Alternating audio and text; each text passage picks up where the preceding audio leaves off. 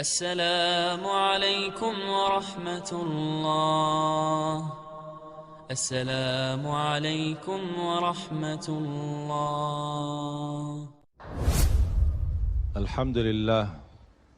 الحمد لله رب العالمين. اللهم صل على سيدنا محمد وعلى آل سيدنا Muhammad.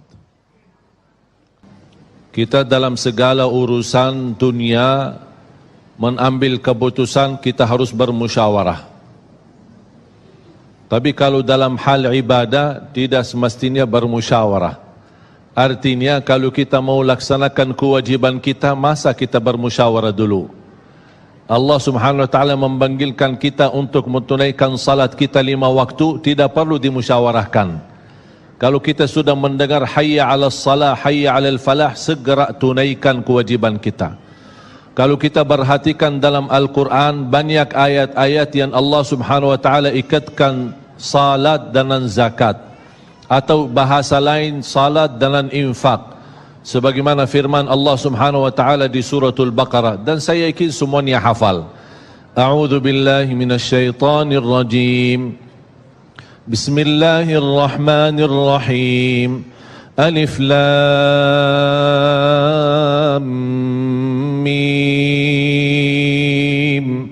Dzalikal kitabu la raiba fihi hudan lil muttaqin. Alkitab ini petunjuk bagi siapa? Bagi muttaqin. Dan Allah menjelaskan sifat-sifat mereka. Kalau kita ingin meniru mereka, ingin bergabung bersama mereka, ingin menjadi seperti mereka, ikutilah penjelasan Al-Quran. Siapa si al-muttaqin ini? Allah Subhanahu wa taala sebutkan, alladzina yu'minuna bil ghaibi wa yuqimuna as-salata wa mimma razaqnahum yunfiqun. Mereka adalah yang beriman tentang ghaib. Apa yang ghaib? Allah, malaikat, jannah, surga, neraka, segala sesuatu yang ghaib mereka percaya, walaupun mereka tidak melihat dengan mata sendiri.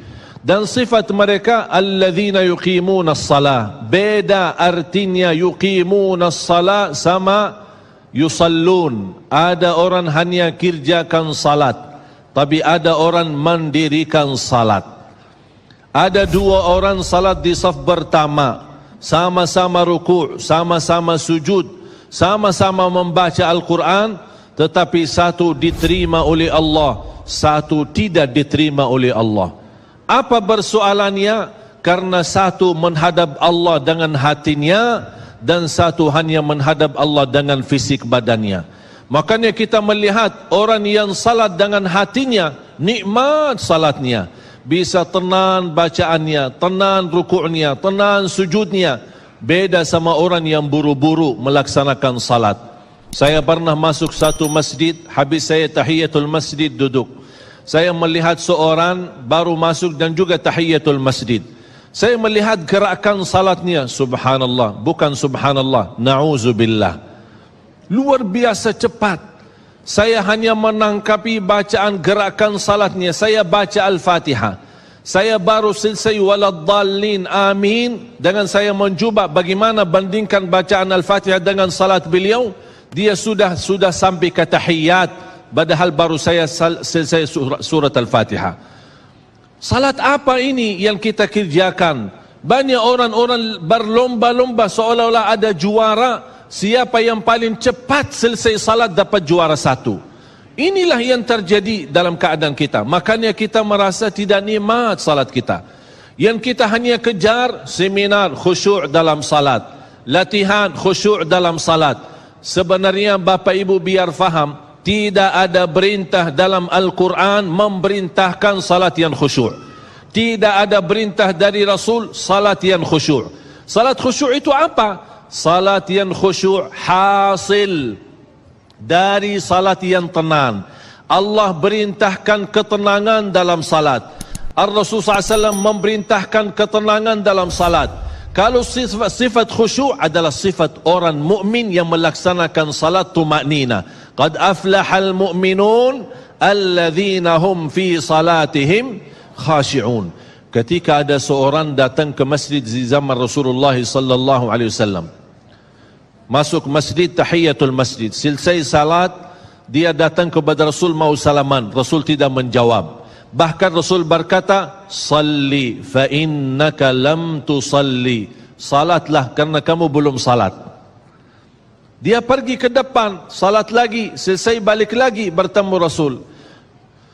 Mau salaman, Rasulullah SAW tidak menjawab. Salli fa innaka lam tusalli. Salat dulu karena kamu belum salat.